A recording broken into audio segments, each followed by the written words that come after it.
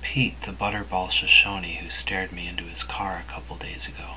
Pete told me that his tribe used to eat the hearts of its conquered enemies to honor them. I don't know if I believe him or why he told me this legend, if it's a legend. He was drunk and feeling sentimental. He went on to tell me that one time in the high school bleachers he sat down on a rattlesnake, killed it, took it home and fried it up with some onions. I'm trying to stay on Pete's good side, but he made me watch reality TV last night and I could only stomach so much. I got up to go stretch my legs and witness Louise in a woolen gray shawl bent over a wild turkey, preparing to slaughter it on the dark back porch. The bird's in the oven now. There are black feathers and globs of yellow fat all over the place.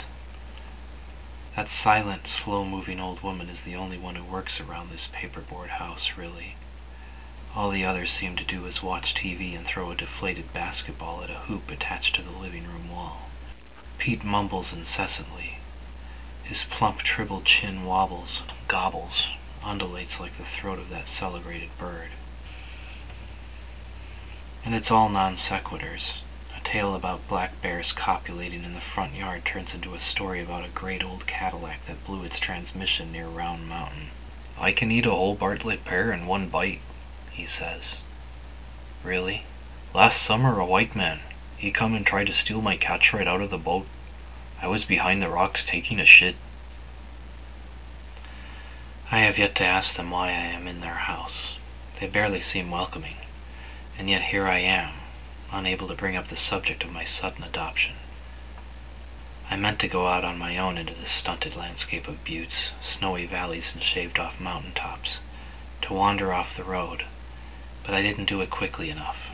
Now I am in charge of keeping the remote control away from Pete's nephew, a kid who never speaks except when he swears at the basketball and isn't allowed to change the channel or watch cartoons.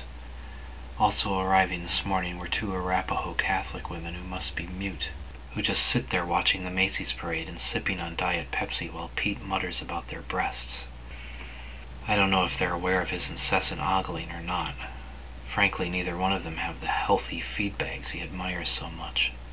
Had a guy up at the campsite. Brought 2 TVs with him so his bitch could watch soaps. More guests are expected. Some relatives from the west end of the reservation and some neighbors whose compost heap, I'm told, caught fire in 1998. Yeah, joyous holiday moments to cherish for years to come.